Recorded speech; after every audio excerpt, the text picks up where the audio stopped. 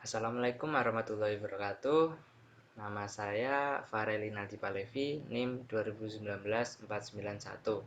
Dan rekan saya,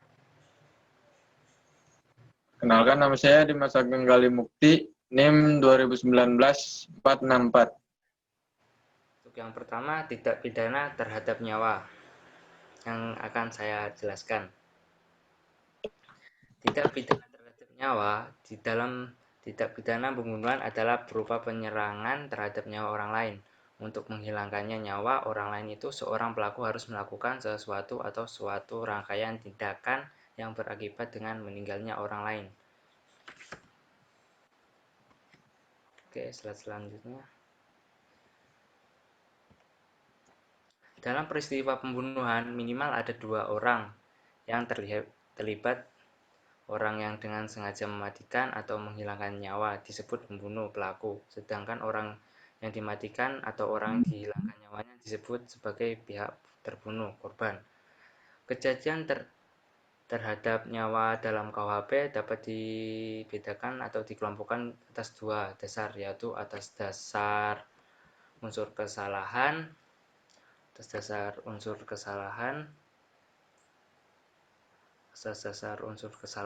atas dasar objeknya. Atas dasar kesalahan digolongkan menjadi 2 kelompok kejahatan terhadap nyawa. Yang pertama, kejahatan terhadap nyawa yang dilakukan sengaja. Yang kedua, kejahatan terhadap nyawa yang dilakukan karena kelalaian. Sedangkan atas dasar objeknya, kepentingan hukum yang dilindungi, maka kejahatan terhadap nyawa dengan sengaja dibedakan menjadi 3 macam, yaitu kejahatan terhadap nyawa orang pada umumnya dimuat pada pasal 338, 339, 340, 344, 345. Kejahatan terhadap nyawa bayi pada saat atau tidak lama setelah dilahirkan dimuat pada pasal 341, 342, dan 343. Yang ketiga, kejahatan terhadap nyawa bayi yang masih ada dalam kandungan ibu janin dimuat pada pasal 346, 377, 348, dan 349. Seperti yang ada di slide berikut ini. Pasal 30B. Oke, yang selanjutnya, berhubung tugas ini disuruh menjelaskan tentang pembunuhan oleh ibu terhadap bayi pada saat atau tidak lama setelah melahirkan, dan pengguguran dan pembunuhan kandungan, maka saya akan jelaskan. Yang pertama, pembunuhan oleh ibu terhadap bayi pada saat atau tidak lama setelah bayi dilahirkan. Bentuk pembunuhan yang dilakukan oleh ibu terhadap bayi pada saat dan tidak lama setelah dilahirkan, yang dalam praktek hukumnya sering disebut dengan pembunuhan bayi, ada 2 macam, yaitu yang macam pertama, pembunuhan bayi yang dilakukan tidak dengan berencana, yang dimuat dari pasal 341 KUHP dirumuskan sebagai berikut. Seorang ibu yang karena takut akan ketahuan melahirkan bayi pada saat bayi dilahirkan atau tidak lama kemudian, dengan sengaja menghilangkan nyawa anaknya, dipidana karena membunuh bayinya sendiri dengan pidana paling lama 7 tahun. Apabila dirumuskan, itu dirincikan, maka terdiri dari unsur objektif, terdiri dari petindak seorang ibu, perbuatannya menghilangkan nyawa, objeknya adalah nyawa bayi tersebut, dan waktu. Yang kelima, motifnya karena takut diketahui melahirkan, dan unsur subjektifnya dengan sengaja. Unsur kesengajaan dalam pembunuhan bayi harus ditunjukkan pada seluruh unsur yang dilakukannya, bahwa dengan demikian maka kehendak dan apa yang diketahui si ibu harus ditunjukkan, yaitu untuk mewujudkan perbuatan menghilangkan nyawanya. Yang kedua, nyawa bayi sendiri. Yang ketiga, waktunya. Yang macam kedua, pembunuhan bayi yang dilakukan dengan rencana. Terlebih dahulu Terlebih dahulu pasal 342 KUHP. Rumusnya adalah seorang ibu yang untuk melaksanakan keputusan kehendak yang telah diambilkan karena takut dan ketahuan bahwa ia akan melahirkan bayi pada saat bayi dilahirkan atau tidak lama kemudian dengan sengaja menghilangkan nyawa bayinya, itu dipidana karena pembunuhan bayi sendiri dengan rencana diancam dengan pidana penjara selama 5 tahun. Pembunuhan bayi berencana tersebut mempunyai unsur-unsur sebagai berikut. Yang pertama, unsur objektif.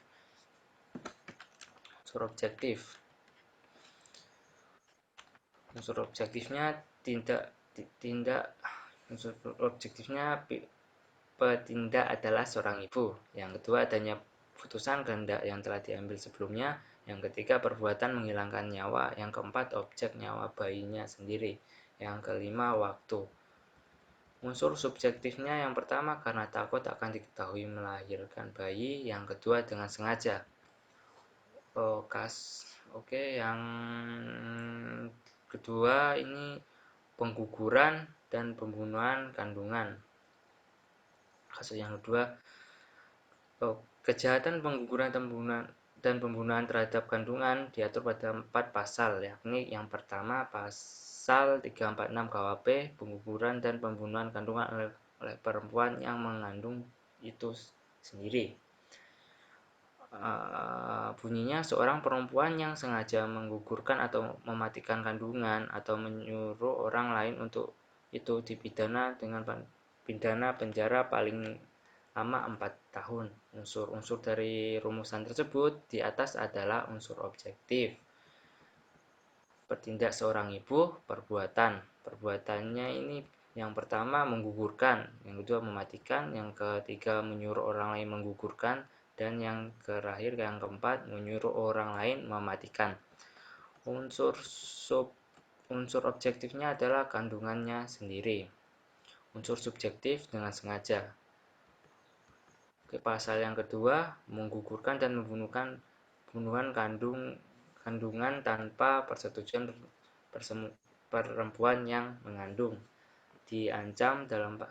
dicantumkan dalam pasal 347 KUHP. Bunyinya, barang siapa dengan sengaja menggugurkan atau mematikan kandungan seorang perempuan tanpa persetujuan dipidanakan dengan pidana paling lama 12 tahun. Unsur-unsur dari rumusan tersebut adalah unsur subjektif yang meliputi perbuatan menggugurkan dan mematikan. Yang kedua, objeknya kandungan seorang perempuan dan tanpa persetujuan perempuan itu. Unsur-unsur subjektif dengan sengaja. Kini kita ketahui adanya persamaan dan perbedaan antara ketentuan pasal 346 KUHP Perdata dan ketentuan pasal 347 KUHP. Persamaannya ialah satu, pada kedua perbuatan, yakni menggugurkan dan mematikan. Kedua, objek, yakni kandungan seorang perempuan. Perbedaannya ialah dalam pasal 346 KUHP terdapat perbuatan menyuruh orang lain menggugurkan dan menyuruh orang lain mematikan yang tidak ada dalam pasal 347 KUHP. Pasal yang ketiga, pengguguran dan pembunuhan kandungan atas persetujuan perempuan yang mengandung, pasal 348 KUHP. Yang bunyinya, barang siapa dengan sengaja menggugurkan atau mematikan kandungan seorang perempuan dengan persetujuannya dipidana dengan pidana paling lama 5 tahun 6 bulan. Adapun unsur-unsurnya adalah unsur objektif, 1. Perbuatan menggugurkan dan mematikan. 2. Objektif adalah kandungan seorang perempuan. Yang ketiga, dengan persetujuannya. Unsur-unsur subjektifnya dengan sengaja. Perbedaan pokok kejahatan pasal 348 dengan pasal 347 adalah bahwa perbuatan menggugurkan atau mematikan kandungan dalam pasal 348 dilakukan dengan persetujuan perempuan yang mengandung. Pasal yang keempat, yang terakhir, pengguguran dan pembunuhan kandungan oleh dokter, bidan, atau juru obat. Dokter, bidan, atau juru obat adalah kualitas pribadi yang melekat pada subjek hukum petindak. Dari kejahatan sebagaimana yang tercantum pada pasal 349 KUHP yang rumusannya adalah sebagai berikut. Jika seorang dokter, bidan atau juru obat membantu melakukan kejahatan berdasarkan pasal 346 ataupun melakukan atau membantu melakukan salah satu kejahatan yang tertera dalam pasal 347 dan 348, maka pidana yang ditentukan dalam pasal itu dapat ditambah sepertiga dan dapat dicabut hak untuk menjalankan pencarian dalam mana kejahatan dicabut hak untuk menjalankan mata pencarian dalam mana kejahatan itu dilakukan. Perbuatan dokter, bidan, atau juru obat tersebut dapat berupa perbuatan satu melakukan dan dua membantu melakukannya. Oke, kita beranjak ke kasus. Kasus yang pertama ini pembunuhan bayi yang dilakukan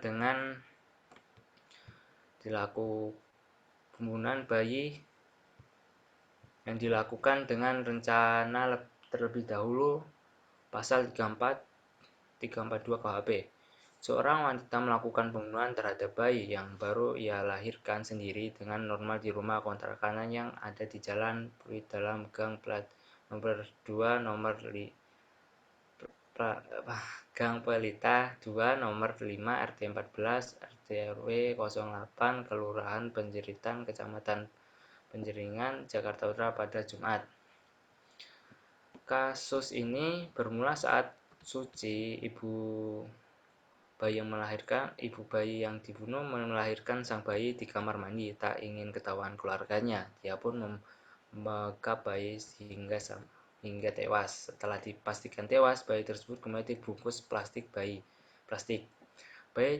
berjenis laki-laki tersebut kemudian dibuang tersangka di kandang ayam hingga akhirnya ditemukan oleh warga. Atas kasus ini, terdakwa Suci dijerat pasal 341 KUHP dan pasal 80 Undang-Undang RI.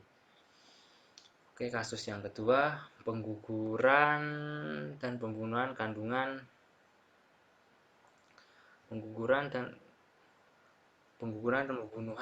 oleh perempuan yang mengandung itu sendiri. Dicantum dalam pasal 346 KUHP. 2 orang diduga melakukan aborsi diamankan Polres Jember. 2 orang yang ditangkap yakni seorang perempuan muda berinisial D umur 24 tahun, warga Kabupaten Banyuwangi, dan seorang mantan bidan berinisial VS umur 45, warga desa Balung Kidul, Kecamatan Balung. Kasus ini wanita dengan inisial DM umur 23 tahun tersebut mengakui bahwa ia membunuh bayi laki-laki yang ia lahirkan karena merasa malu dengan keluarga besar.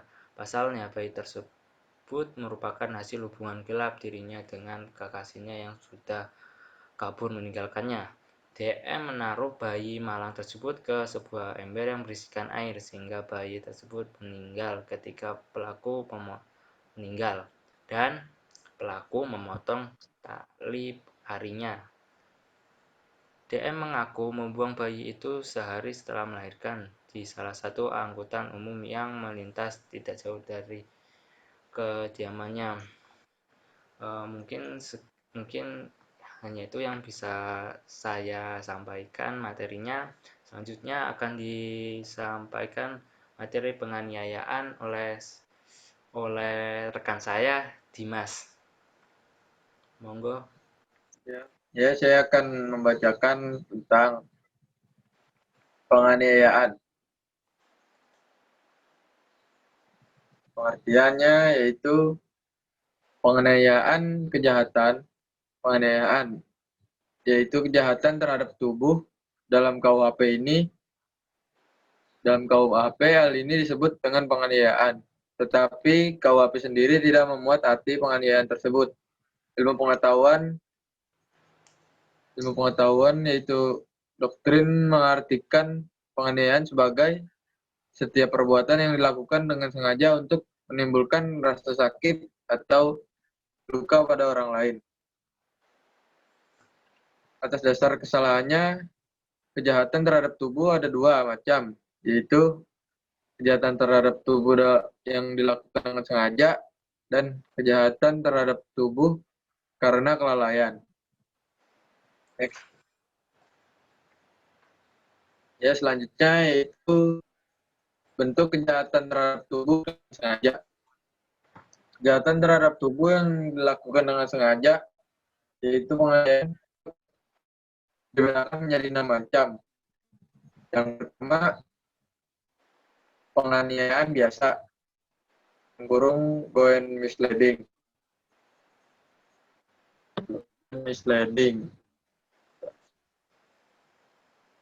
Pasal 35, pasal 351 disebut dengan penganiayaan bentuk pokok atau bentuk standar terhadap ketentuan pasal 351. Suatu rumusan kejahatan yang dilakukan dikualifikasikan sebagai penganiayaan saja serta menyebutkan ancaman pidana tanpa menyebut unsur tingkah laku dan unsur-unsur lainnya, seperti kesalahan, melawan hukum atau unsur mengenai objeknya, mengenai cara melakukan, dan sebagainya. Menurut bunyi rumusan pasal 351, penganiayaan biasa dapat dibedakan menjadi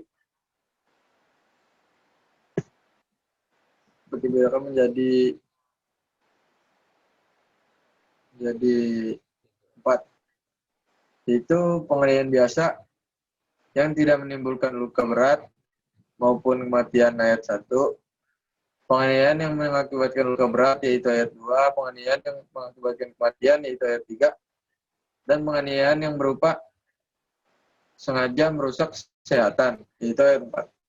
Unsur-unsur penganiayaan biasa yakni adanya kesengajaan, adanya perbuatan, dan adanya akibat perbuatan yang dituju, rasa sakit pada tubuh atau luka pada tubuh akibat menjadi tujuan satu-satunya. Kedua, penganiayaan berencana. Disebut sebagai penganiayaan berencana dikarenakan adanya unsur perencanaan terlebih dahulu. Dalam kurung, red. Sebelum perbuatan dilakukan sehingga masuk dalam kategori kesalahan. Penganiayaan berencana dibagi menjadi 3, yaitu yang pertama penganiayaan berencana yang tidak mengakibatkan luka berat ataupun kematian. Yang kedua, penganiayaan berencana yang berakibat luka berat. Yang ketiga, penganiayaan yang berakibat kematian.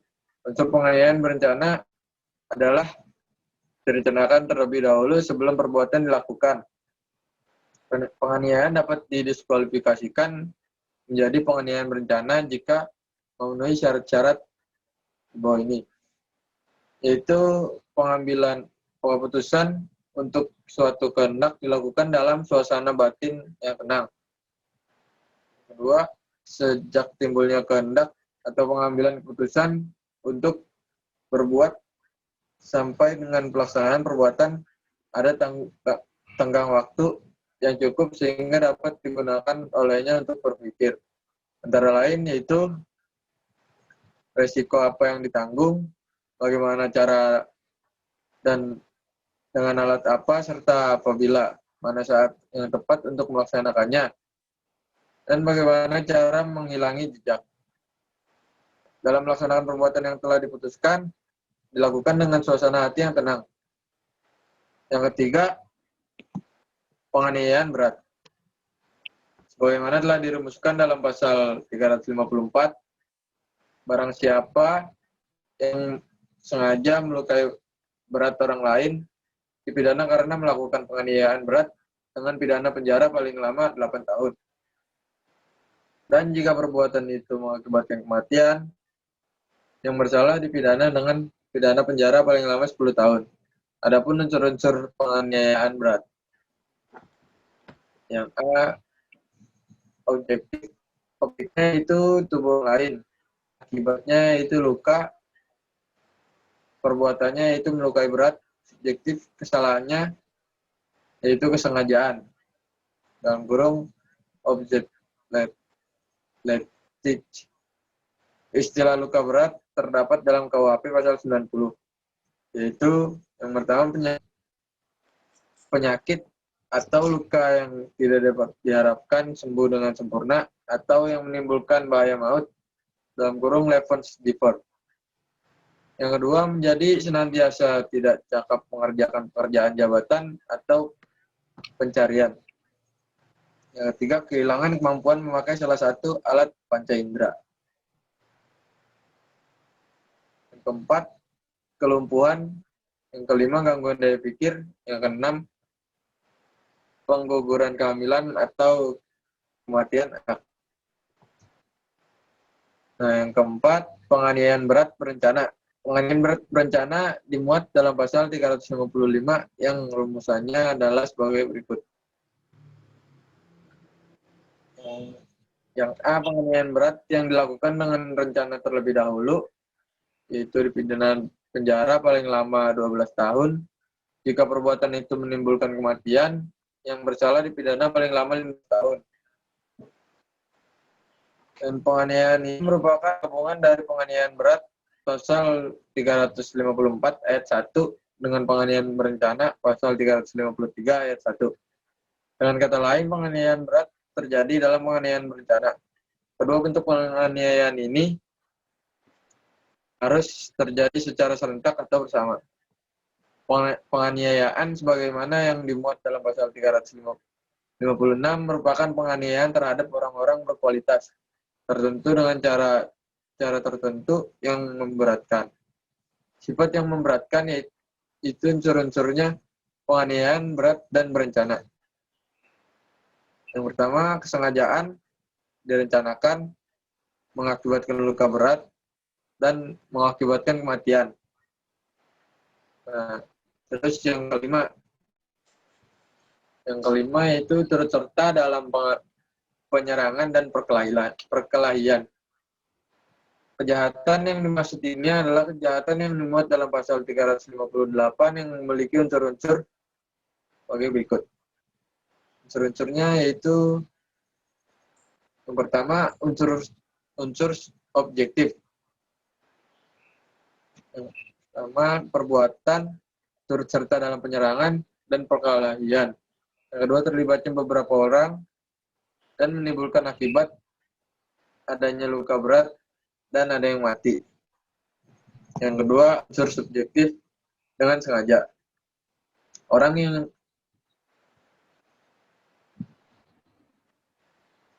yang dipersalahkan menurut pasal 358 adalah bagi mereka yang dengan sengaja turut serta dalam penyerangan dan perkelahian itu. Dan bukan bagi orang yang menyerang atau yang berkelahi. Jika penyerangan atau perkelahian itu menimbulkan adanya orang luka berat dan adanya orang mati, persamaan penyerangan dan perkelahian yaitu di mana terlibat beberapa orang. Perbedaannya adalah bahwa pada penyerangan pihak orang yang melakukan penyerangan adalah aktif. Sedangkan pihak lainnya, yaitu yang diserang, yang mempertahankan diri adalah pasif. Inisiatif untuk terjadinya penyerangan adalah pada orang yang menyerang dan melakukannya dengan hati yang tenang. Terus yang keenam, pasal 360. Barang pernah kesalahannya atau kealpaannya maka orang lain luka berat diancam dengan pidana penjara paling lama 1 tahun.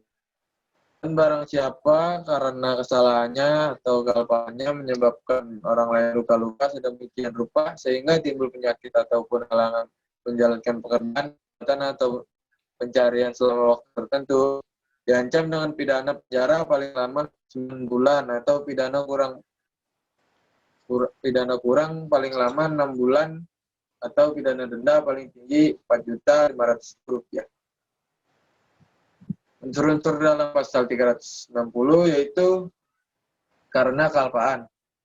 Unsur kesalahannya yang dilakukan orang luka sedemikian rupa sehingga itu menjadi sakit sementara atau tidak dapat menjalankan jabatannya atau pekerjaannya sementara.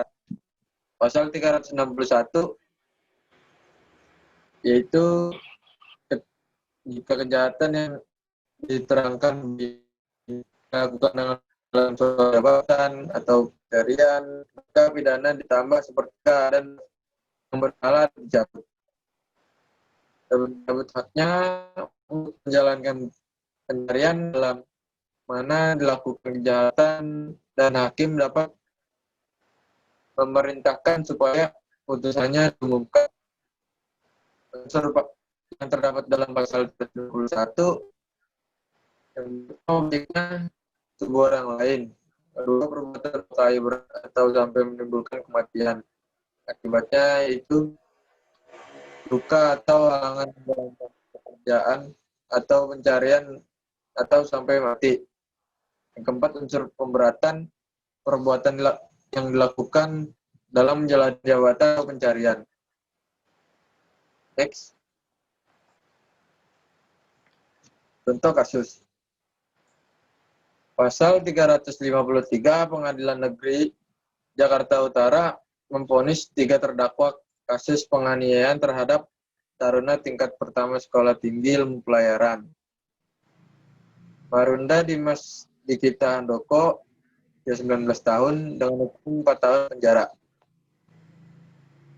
Ketiganya yang juga senior korban di kampus itu yakni Angga Afriandi, 21 tahun, Fahri Husraidi Kurniawan, 19 tahun, dan Adnan Fauzi Pasribu, 20 tahun, dinyatakan terbukti mengenai Dimas hingga tewas. Penganiayaan terjadi pada 25 April 2014 di rumah kos salah satu senior. Di Jalan Kebon Baru, Gang 2, Blok R, Kelurahan Semper Barat, Kecamatan Cilincing, Jakarta Utara. Yakni dengan memukul pada bagian ulu hati, dada, dan perut korban. Menurut hasil visum atau otopsi, Dimas tewas karena mengalami pendarahan di bagian otak yang disebabkan benturan benda tumpul. Pasal 360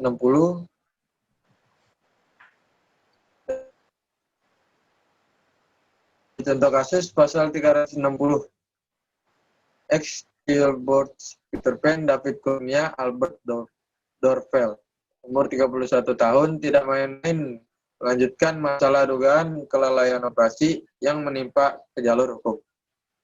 Ia mempidanakan salah satu dokter di rumah sakit Hasan Sodikin, SHS Bandung, Dr.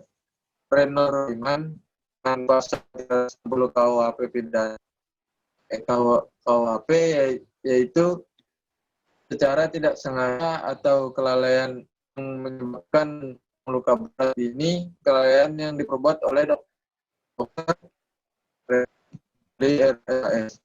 Dr. Reno terkait dengan lapak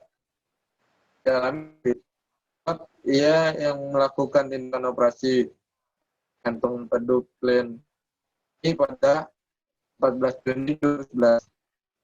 Melakukan operasi menggunakan metode laparoskopi. Metode tersebut diklaim aman, nyaman, dan tidak sakit. Tapi setelah beberapa hari operasi, David malah sakit luar biasa. Nah, sekian dari saya. Itu yang bisa saya jelaskan, bisa saya sampaikan. Mohon maaf. Ya, sekian dari presentasi kita. Kita akhiri. Assalamualaikum warahmatullahi wabarakatuh.